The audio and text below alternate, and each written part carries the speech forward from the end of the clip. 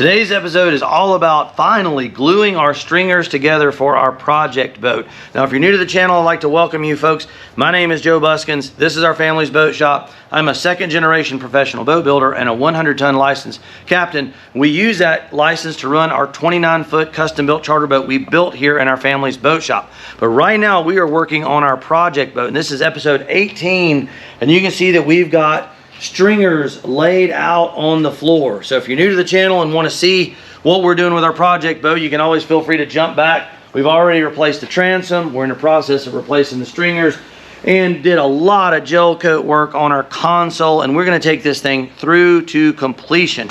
But today we are joining these approximately 8-foot lengths. We got long pieces of Coosa that need to be joined together, and I want to show you folks at home how we would do it and maybe even give you folks some options. Now, you will notice we have already primed. You can see there's a little bit of resin on this joint there, and I think that is very, very important anytime you're going to be working with plywood or Coosa board to prime your material before we go to assembly. So I wanted to show you all the process. It's quite easy. Now today we are using our old favorite there, the vinyl ester resin from Fiberglass Warehouse. Don't forget there is a really good Fish Bump TV discount code to save you some money. And I went ahead and poured up just a few ounces there, and we're just going to be brushing that in. We're going to be using some MEKP as an activator.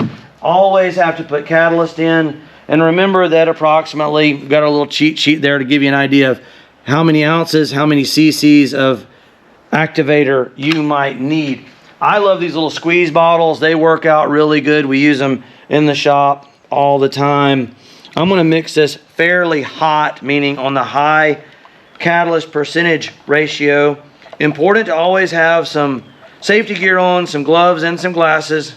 Got to mention that, folks. I know I say it in every episode, but it is important. Give that a good stir and a mix. And folks, if you see me swatting around a little bit, we've got a terrible bug down here called a yellow fly that drives us crazy and bites us sometimes. Especially seems like they show up when we start filming. So y'all bear with me. Now you will see that vinyl ester gets kind of almost a milky or a bubbly look when you add the activator to it. That is quite all right and quite normal.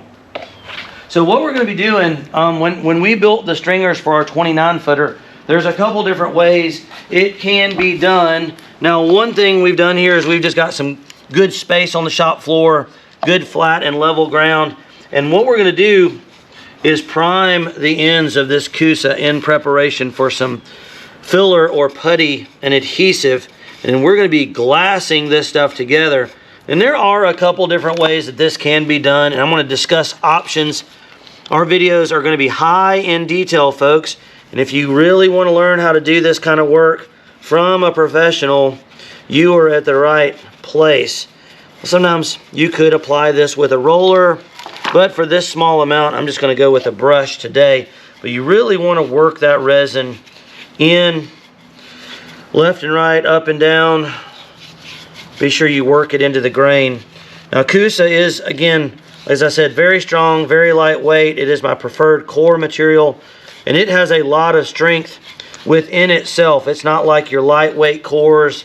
They rely on heavy fiberglass on the exterior to give it strength. Matter of fact, I'll do a little demonstration here in a few minutes to show you folks how strong Coosa board really is.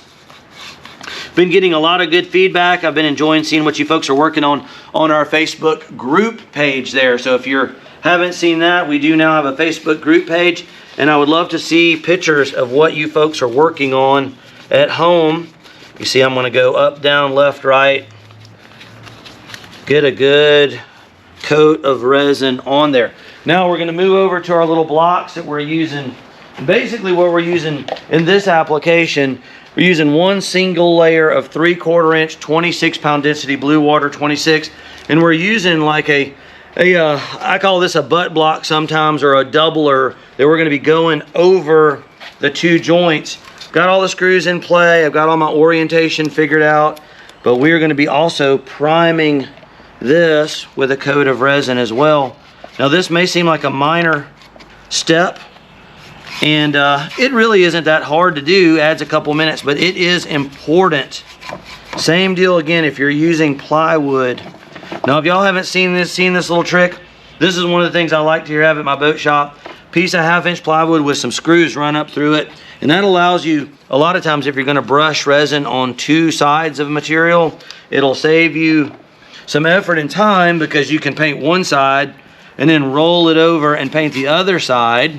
And you don't have to wait for one to cure, then for the other to cure as well.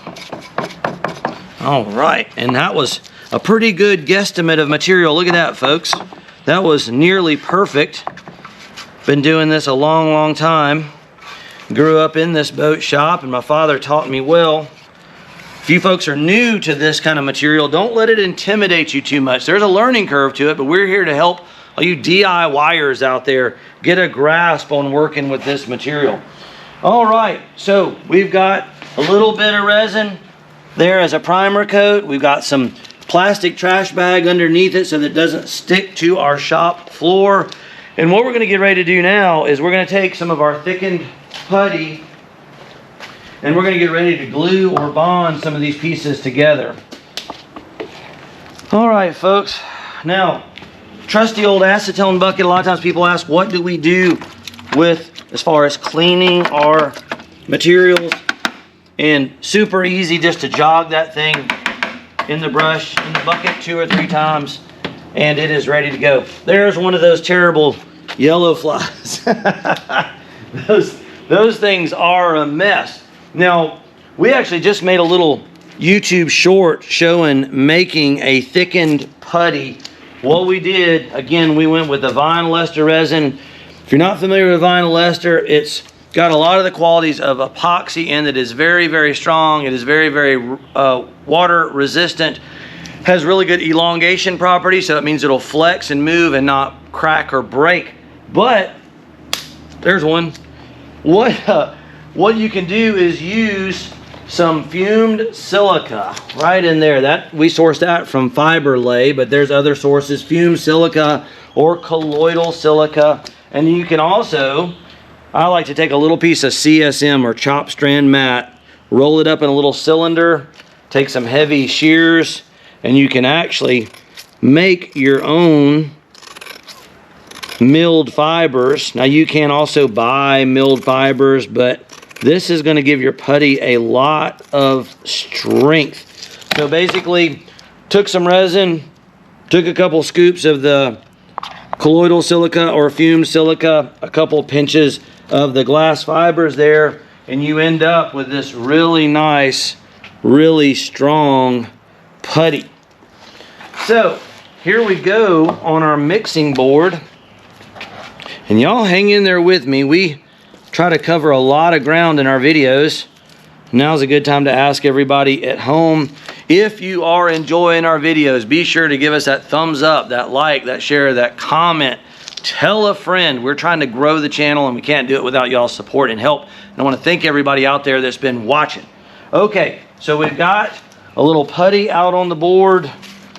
That's probably a pretty generous helping. I might minimize that a little bit. And again, you're always going to be using some MEKP or methyl ethyl ketone peroxide. If you order gallons of material online, which that is kind of what Fiberglass Warehouse specializes in, it's usually going to come in a little container like this. Now, again, I like to pour it into a bigger container, and you can just squeeze it and dispense it. Either way will work. Now you folks are going to notice, watch this, this material is going to change colors as we start to cut the catalyst or the activator into it. You can see it kind of goes from a purple to almost like a green in color. Kind of neat. We're going to work pretty fast. Growing up in a boat shop, you want to do a high quality job, but you want to be efficient with your time. I know all you folks at home are busy. Time is limited. Let's get those boat projects done, get them on the water. So again, we've already primed this. We've got a little bit of a gap here between the two. Now this is kind of an optional step, really. I mean, it's kind of one of those things you don't necessarily have to do between these gaps, but I feel like it Helps make everything a little bit stronger. Gonna kind of butter that up. If you never worked with this stuff, sometimes, like I said, it can maybe get you a little flustered, but don't let it. It's not that hard doing the same thing on this other side. Just a little bit of material, and we're gonna run these two pieces right together there, folks. Very good, just like so. All right, I'm gonna try to do this fast. We may be able to get the other side. Now there's a couple different ways you could do this. I've already got some material mixed up here, and that's got fiber in it. You could certainly take a piece of CSM, which is likely what we're gonna do here, folks.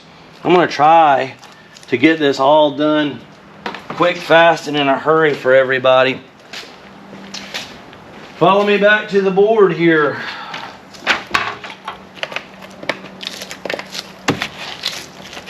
Here we go with some resin. We're not going with a huge batch. And you'll develop a feel for this stuff. The more you do it, the faster you're going to get, the better you're going to get at it. Remember, 1 to 2% on your catalyst is going to be the sweet spot. We've already, you can see it changing colors there. It'll get a little bit foamy. That's very normal. It's very normal for the vinyl ester. All right. I'm going to be moving around a lot today, folks. So just hang in there with me. You can see we did, again, already primed this material. Very important to get a good bond. And I have already pre-cut this with some arrows and orientation. You can see you got an arrow facing forward and an arrow facing up. And you can see these little marks that I already kind of laid our block on there, so I know exactly where our core needs to go. There's another one of those terrible yellow flies. They almost always show up in the month of May, folks. It's just what they do. All right, so we put a little putty or a little filler in the seam. We're going to use 1 layer of CSM. Now theoretically you could absolutely just go with some putty or some thickened material, but I feel like it's a lot stronger to go with the CSM personally. And 1 layer seems to be enough. You could, I imagine, put 2 if you wanted to, but I'm just going to go with 1 in this application. Again, this block had already been primed. We've already pre-drilled everything. Everything is labeled and marked, so we kind of know where it all goes. I like to use a straight edge when we're doing this kind of stuff to keep everything lined up. If you look right down that edge there, that way we know that we don't have anything going sideways on us. Again, we're saving time by having all the screws. You can see here I've got little orientation marks.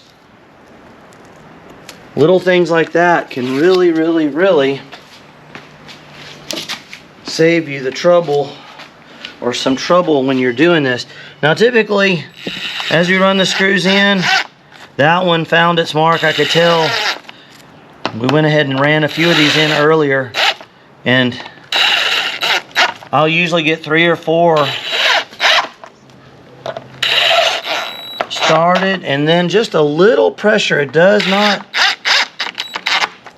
take a lot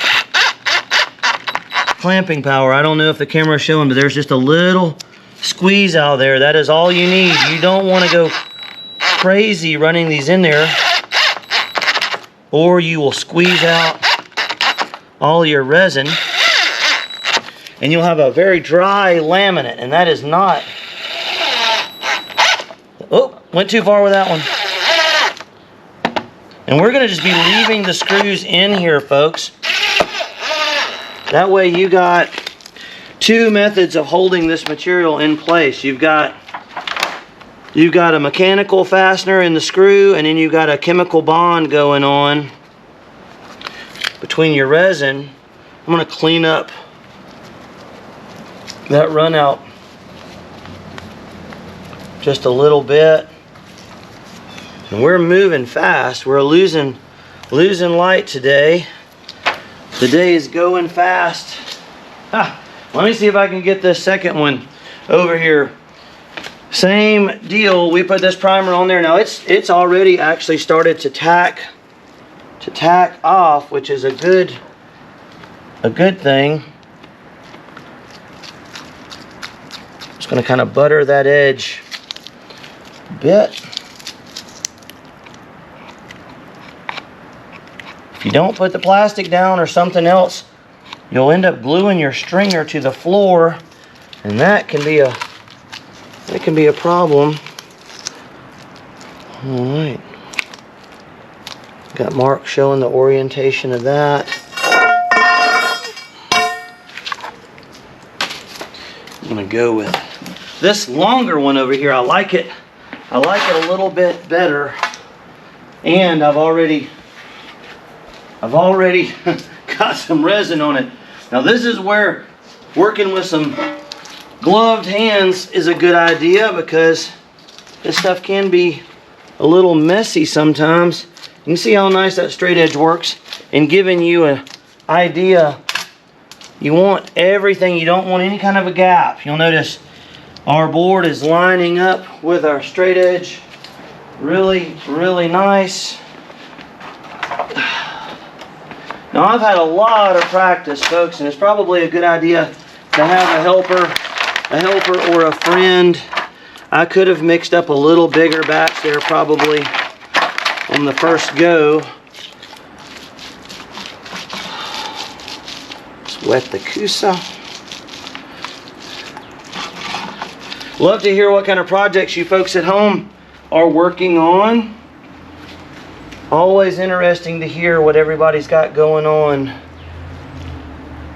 So feel free to comment. Let us know what's happening in your life with your boat projects or your RVs.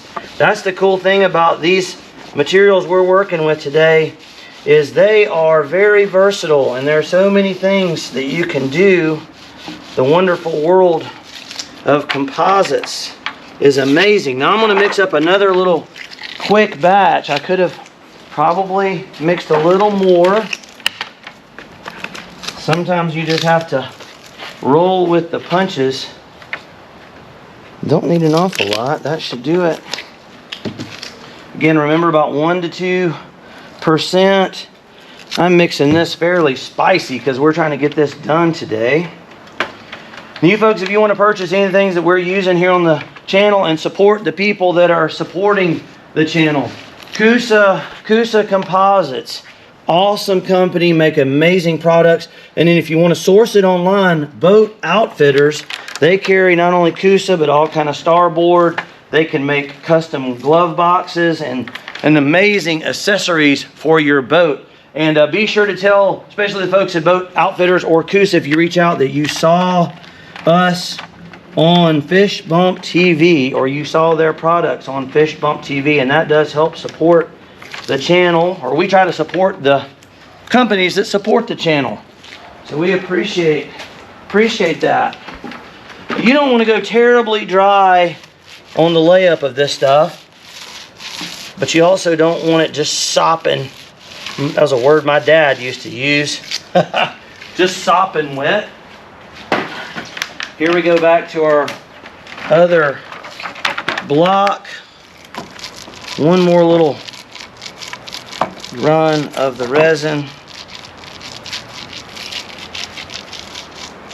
We grew up building a lot of boats with fiberglass hulls and marine plywood as a reinforcement, but the Coosa has really been an amazing product to work with. Save some weight, add some strength. Never have to worry about rot. That's the big, to me, that is the big one. Okay. Let's see. The first one or two, you always want to go in just real nice. You can see that piece of board shifted a little bit. Found its mark. I did a dry fit of all these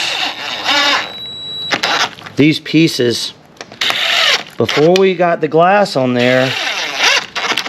And that way we know exactly where everything.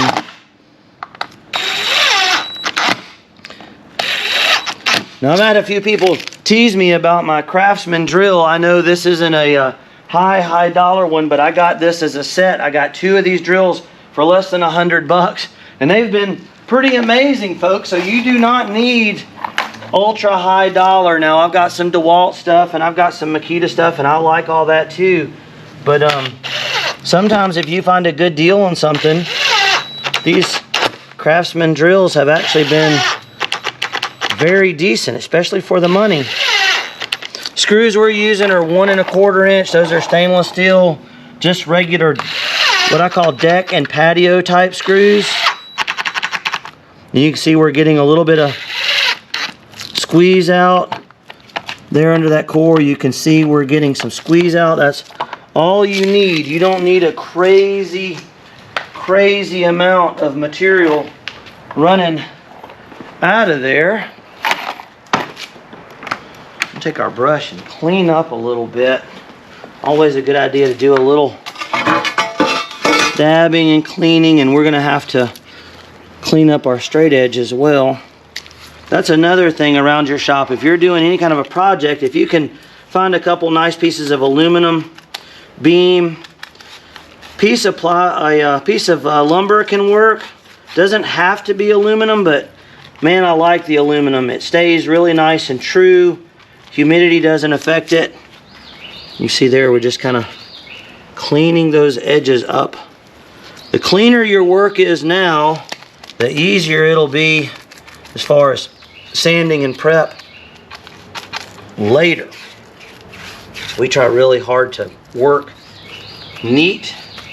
A Tyvek suit is not a bad idea if you folks want to go that route. I always try to like to even use the resin that's in the roller, and we are going to be leaving these screws in. There is no reason to pull those out. That's going to make everything stronger, and we're going to run some of that resin down in those screw holes. That'll lock them in place, and we're going to be fiberglassing over all of that. And that's a method we've been using for years in our shop. Same way when we built our 29, which again, if you haven't seen those videos, we've got a whole series of videos documenting the build of our 29 footer, our project boat, mold building techniques when we built our hard top for our 29, and lots of gel coat and epoxy related content as well. So feel free to check all that out. For you folks out there that are working on projects and you need advice from me and some consulting, we do offer Patreon now as well. That is a way for you to speak with me directly if you have questions about your personal project and basically you need some consulting. And I want to thank all of our current Patreons. You folks know who you are, our members and our Patreons and supporters of the channel. You guys have been amazing, really, and I'm excited. We're on track to hit 100,000 subs this summer. It's all because of you guys. The bigger the channel gets, the more of this kind of stuff we can do. So thank you all so much for your support. So here we go. We got a little bit more resin, and it's okay at this point just to go ahead and there's a little, I'm stuck to my pan. There's a little fuzzy there that we don't need in the mix. Now remember, again, I generally recommend priming everything. I know sometimes I tend to repeat myself, but especially the important steps, they're worth repeating. There's no point in wasting this nice vinyl ester resin. So we will roll out as much as we can out of the brush and get everything So, whew. All right, folks, you got to work fast. Maybe some of y'all out there that do this kind of work didn't think I would didn't get that done. But if you know what you're doing and work with good speed, a lot of times I'll have a little bit of that set to the side, and that way you can kind of watch it and gauge how it's going to go. Now, if I haven't shown y'all this little trick before, when you're all done with this roller, you don't want to leave it in the shop or put it in a trash can. So a lot of times what we'll do is you can just kick it right off, and then very quickly and easily we're going back over to our little acetone bucket for cleanup. You can see we've got some bristle brushes and hard rollers in there, and I probably keep about a gallon of acetone, somewhere thereabouts. Again, you want to be very careful about getting this in your eyes. It is highly flammable, so you want to be very careful. You may just leave those in there for now. All right, folks, I think that looks pretty good. We've made some good headway. Now, don't forget little things like cleaning up your beams and whatnot. That's got a little residue on there that let's see, I'll show you another little trick. You may have seen it in the episodes prior, but I like to put a little bit of acetone. And blue shop towels are a must if you're doing this kind of work. Now, folks may be curious too, on the rollers there, that is a 3/8 snap. Those are inexpensive ones from Lowe's. There you go, 3/8 snap. One more little tip before you go. See, we can just spray a little bit of acetone and get some of that resin off before it sets. All right, folks. So I think we're going to make this episode fairly short for everybody. We are going to be getting ready to finish priming these, which you kind of got an idea is basically rolling a coat of resin on. And then the next step is actually installing them up here in our 21-foot Blazer project boat. And I've got some amazing tips for you folks. Again, if you are enjoying the channel, please remember to like, subscribe, comment, share, tell a friend, call us up on Patreon, check out Fiberglass Warehouse, and we will see you folks in the next episode.